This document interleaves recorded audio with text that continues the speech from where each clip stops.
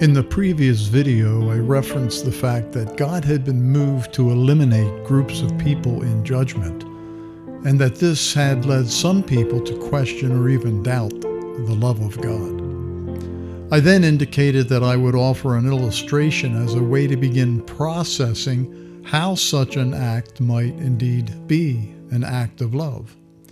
First, before I provide the illustration, I want to offer some important context within which we can understand much of the Old Testament.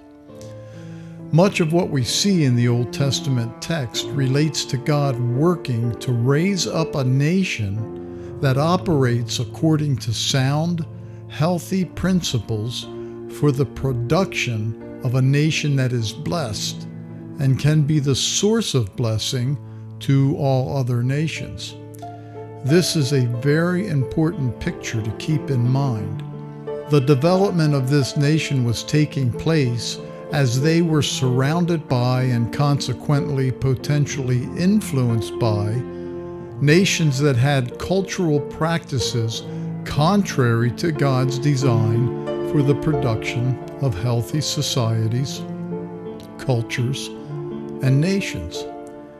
This creates a challenge and introduced many complications and distractions to the process.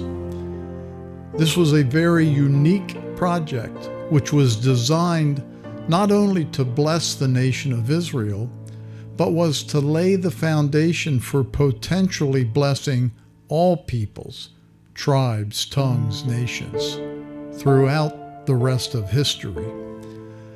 So we should be able to see the importance of this project proceeding effectively. Two notes before offering the illustration. First, Israel rarely cooperated in a proper manner to produce the results God intended to produce. The early stages of Solomon's reign was the closest they had gotten. And then Solomon lost his vision for serving God, and as is all too common with human beings, went off into an unhealthy approach toward life. Second, too often we limit our significance of the revelation in the Old Testament to information about and foreshadowing of the coming Messiah. This is tremendously important, but we do God, His mission, and ourselves a great injustice when we limit the Old Testament text to this single purpose. With this unique context, which affects the way we should understand a significant portion of the Old Testament text, I offer the following illustration designed to help us understand God's more radical and violent reaction to certain groups of people who became a threat to the success of this project. Imagine you have a reoccurring sore on your leg. You go to the doctor who runs tests and informs you that you have a very aggressive form of cancer in your leg, and if something is not done, it will quickly spread to various organs in your body, and you will be dead within 6 months.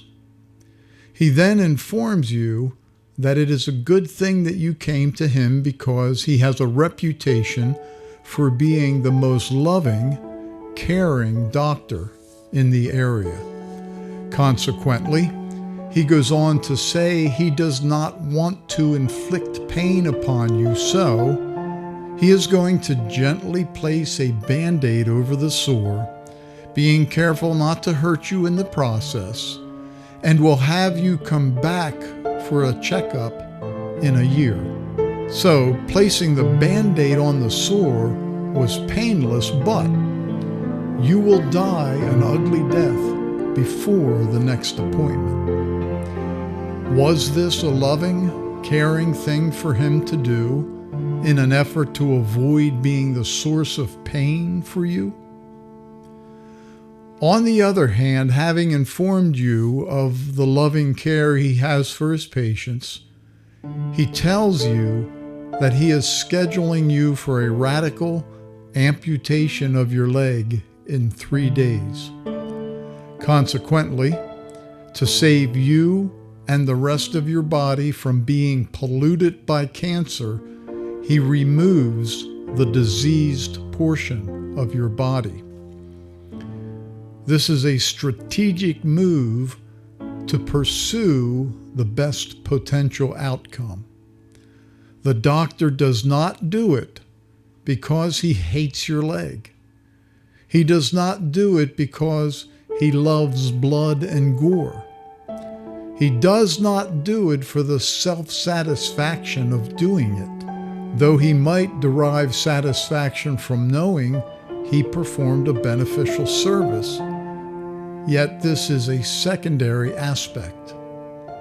He does it because he is interested in the best potential outcome for his patient. Consequently, there is a parallel between this illustration and God's dealings with the potentially destructive influence of certain vile cultural practices as an effort to pursue the best possible outcome in his project with Israel because of the greater outcome in the long run.